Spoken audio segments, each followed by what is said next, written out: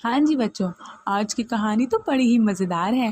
آج کی کہانی میں ہاتھی اور بندر کی لڑائی ہے، تو چلو شروع کرتے ہیں۔ سب کی زبانوں سے نکلا ارے ارے ارے یہ کیا ہو گیا، کیونکہ صورتحال کچھ اس طرح تھی کہ بندر صبح درخت پر بیٹھا مزے سے کیلا کھا رہا تھا کہ اچانک اس نے ایک ہاتھی کو چلتے ہوئے دیکھا جو نہایت سستی سے چل رہا تھا۔ بندر کو شرارت سوجی اور جب ہاتھی درخت کے نیچے سے گزرنے لگا تو اس نے کیلے کا چھلکا اس کے پاؤں کے قریب پھینک دیا، جس سے ہاتھی پھسلتے پھسلتے بچ گیا۔ اور جب اوپر بندر کو دیکھا تو غصے سے زور سے سونڈ لہرائی اور درخت پہ ماری۔ بندر کی ہمت ہی نہ پڑی کہ دوسرے درخت پہ چھلانگ لگا سکے، اور پھر دوسرا مسئلہ یہ کہ دوسرا درخت تھا بھی تھوڑا سا فاصلے پر۔ اب جب ہاتھی نے اپنے پاؤں کو درخت سے جھٹکا دیا تو شرارتی بندر کو جان کے لالے پڑ گئے۔ اس کو لگ رہا تھا ہاتھی درخت تو اکھاڑ کر اپنے پاؤں سے مسل دے گا۔ اب اس نے چیخو پکار شروع کر دی، کیونکہ ہاتھی کسی طرح سے وہاں سے جانے کو تیار نہ تھا۔ اس نے اپنے تمام دوستوں کو آوازیں دی، وہ سب اکٹھے ہو گئے۔ وہ خود بھی ہاتھی کے قریب جانے سے ڈر رہے تھے، کیونکہ ہاتھی کا غصہ بہت عروج پہ تھا۔ درخت کی شاخیں ٹوٹ چکی تھی۔ بندر خوف زدہ چلاتا، ہماری ٹہنی سے چمٹا ہوا تھا اور بچاؤ بچاؤ کی آوازیں لگاتا۔ آج تو جنگل کا بادشاہ شیر بھی دوسرے جنگل کی سیر کے لیے گیا ہوا تھا۔ شاید ہی کوئی اس ہاتھی کو خطرناک تیور سے بچا سکتا تھا۔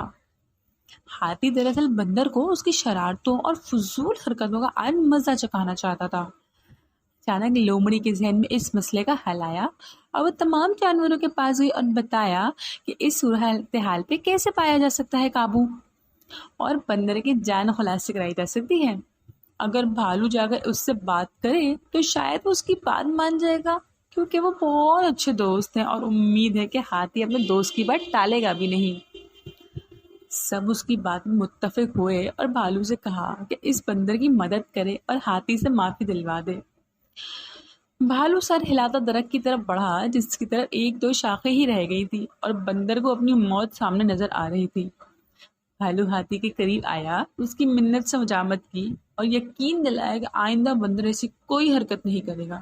اب تم غصہ ختم کرو، اور اس کو وہاں سے ہٹا کر دوسری طرف لے گیا اور بندر سے کہا، اے میاں نیچے اترو اور اپنی شرارت کی معافی مانگو اور وعدہ کرو کہ آج کے بعد کسی کو تنگ نہیں کرو گے۔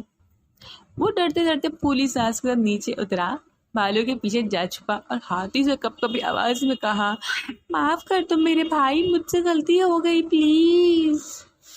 ہاتھی نے یہ سن کے اسے معاف کر دیا اور کہا، آئندہ اگر تم نے کسی کو تنگ کیا تو میں تمہیں بہت ماروں گا۔ تو بچوں، اس سے کیا سبق ملا؟ سبق صرف اتنا ہی ملتا ہے کہ کسی کو بلا وجہ فضول میں تنگ نہیں کرتے ہیں، ورنہ دوسروں کو پریشانی ہو جاتی ہے اور کبھی کبھی غصہ بھی آ جاتا ہے۔